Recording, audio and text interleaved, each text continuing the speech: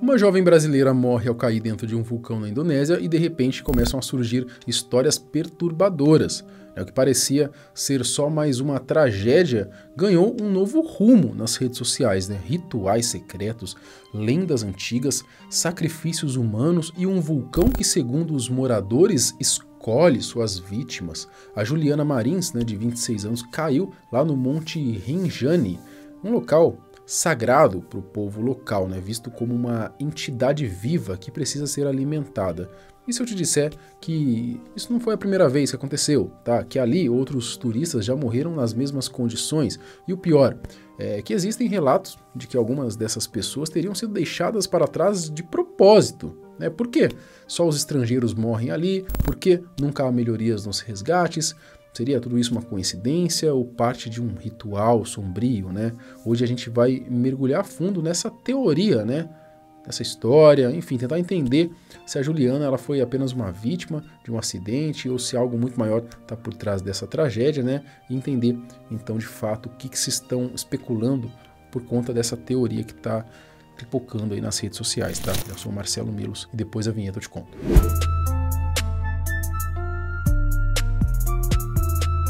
A morte da Juliana Marins, de apenas 26 anos, comoveu a galera toda na internet, o público, o Brasil, enfim, nas últimas semanas aí. Ela fazia uma trilha pelo Monte Rinjani, enfim, localizado lá na ilha de Lombok, na Indonésia, quando ela sofreu uma queda trágica no vulcão, no dia 21 de junho. Infelizmente, o resgate só aconteceu dias depois, e quando finalmente conseguiram alcançá-la, a Juliana já não estava mais viva. O lugar é extremamente arriscado, trilhas escorregadias, neblina densa nas primeiras horas do dia, pedras soltas, um solo vulcânico instável, um verdadeiro convite ao desastre, e mesmo assim muitos se arriscam, o monte atrai aventureiros do mundo todo. Mas o que parecia só mais uma tragédia infeliz reacendeu uma teoria antiga que há anos circula entre os mochileiros mais experientes da Ásia, e a de que mortes que acontecem lá no Monte Rinjani não são simples acidentes, seriam então sacrifícios. O Monte Rinjani não é apenas o segundo maior vulcão da Indonésia, ele também é considerado sagrado. Para os povos da região, trata-se de um portal entre o mundo físico e o espiritual, uma entidade viva, protegida por espíritos ancestrais e que precisa ser reverenciada e alimentada. Várias comunidades realizam rituais frequentes por ali, deixam flores, alimentos, objetos simbólicos nas encostas do vulcão como forma de apaziguar os deuses da montanha. Mas será que essas oferendas bastam? É nesse ponto que as coisas começam a ficar um pouco mais sombrias, na visão de alguns. Moradores, em relatos não oficiais, dizem que certas pessoas seriam deixadas para trás de propósito nas trilhas como uma oferta involuntária. Claro, como o próprio subtítulo sugere, isso pode ser só uma lenda, nada foi comprovado, mas e se não for?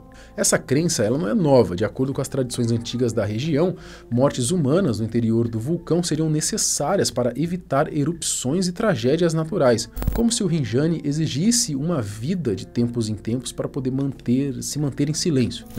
E o lugar onde a Juliana caiu, que aliás já foi palco de outras tragédias semelhantes, dados do governo indonésio mostram que desde 2020, 8 pessoas morreram e outras 180 ficaram feridas nas trilhas que cercam esse monte. Bom, em 2022, por exemplo, um turista israelense chamado de Boaz Baranan, ele perdeu a vida no mesmo ponto da queda de Juliana. Ele caiu de uma altura de 200 metros enquanto tirava fotos. O resgate demorou quase uma semana, e assim, como no caso recente, nada foi feito depois para reforçar a segurança no local, o que alimenta então ainda mais as suspeitas de que exista ali uma certa negligência proposital por parte do governo, e até de moradores da região.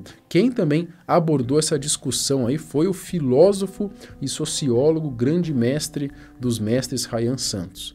Tá, Eu sei que agora essa teoria perdeu toda a credibilidade, se é que já tinha alguma, né? Mas ele fez um vídeo ali sobre o caso, né? Leu um comentário que chamou a atenção. Segundo a mensagem, né? A pessoa disse ter feito 2 trilhas em vulcões na Indonésia, mas que se recusou a fazer ali a do Rinjani. Primeiro por medo dos rituais que envolvem oferendas humanas e depois pela sensação clara de abandono e negligência por parte das autoridades locais. Vou ler aqui um comentário que foi feito. Deixa eu ver, anotei o nome da pessoa aqui, mas vamos lá.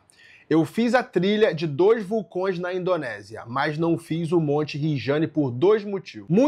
Muitas comunidades hindu-balinesas ou animistas fazem oferendas aos vulcões para apaziguar os espíritos das montanhas, pedindo proteção contra erupções e desastres. Em algumas crenças antigas, mortes acidentais em lugares sagrados, como vulcões ou crateras, podem ser interpretadas como oferendas involuntárias, ou seja, como se o espírito da montanha tivesse chamado aquela pessoa. Os locais mesmos contam essa história, mas pode procurar fontes como Hindustan Times, Euronews, Religion News Services. 2. Eu estava na Indonésia quando esse mesmo vulcão causou um terremoto em Lombok, na escala 6.9, com alerta para tsunami, onde mais de 500 pessoas morreram e milhares desabrigadas. Sempre tive medo desse vulcão. Eu passei mais de 3 meses na Indonésia em ambos os locais, mas a negligência no turismo é bizarra.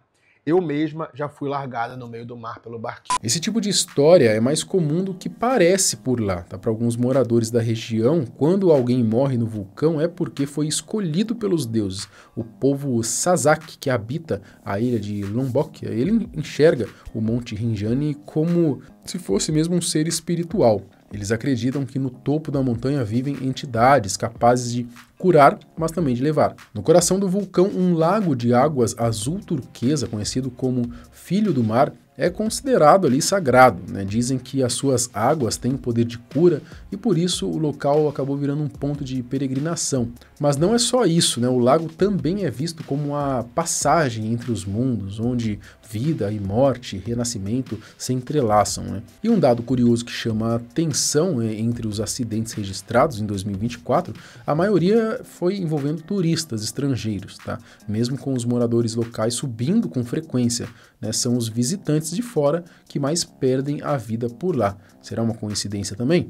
É claro que há explicações racionais para tudo isso. O terreno é instável, a trilha é traiçoeira, os resgates são difíceis por conta da geografia. A verdade é que o Monte Rinjani fica numa área extremamente remota, né? De resgatar alguém de lá, né? Nunca vai ser uma tarefa simples. Além disso, os moradores da região conhecem bem mais o caminho das pedras aí, né? Sabem onde pisar, por onde subir, né? O que evitar. Talvez por isso a maioria das vítimas seja de fora, né? Gente que não conhece os perigos escondidos no trajeto. Bom, até por conta disso existe o guia, né? O guia ele conhece muito bem todo o trajeto e o que evitar, né? Então, esse papo aí de que é porque os turistas não sabem o que fazer, então tá o guia lá para quê?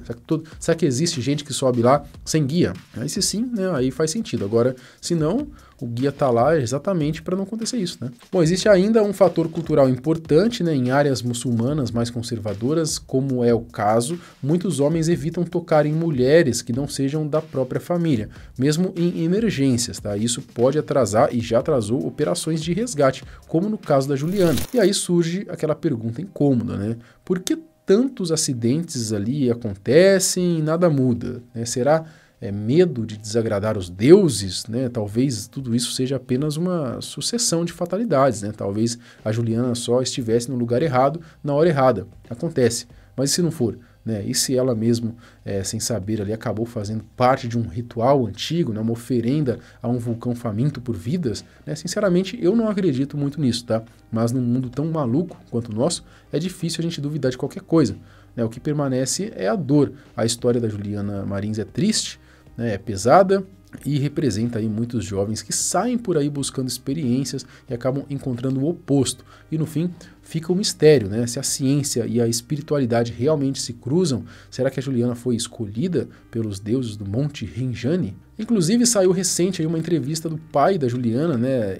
Eu acho que foi no Fantástico que ele deu essa entrevista, e ele revelou que o guia responsável, ele se afastou da moça ali, né, durante a trilha, para poder fumar. Um detalhe ainda estranho, né, que levanta mais suspeita, né? Seja sobre a própria negligência do local, do guia, né, seja sobre a teoria de que turistas são às vezes deixados para trás de propósito. E o guia nos disse que ele se afastou por 5 a 10 minutos de onde Juliana estava para fumar. Para fumar. Mas aí, o que você acha dessa teoria aí maluca, né? Ela tem algum sentido?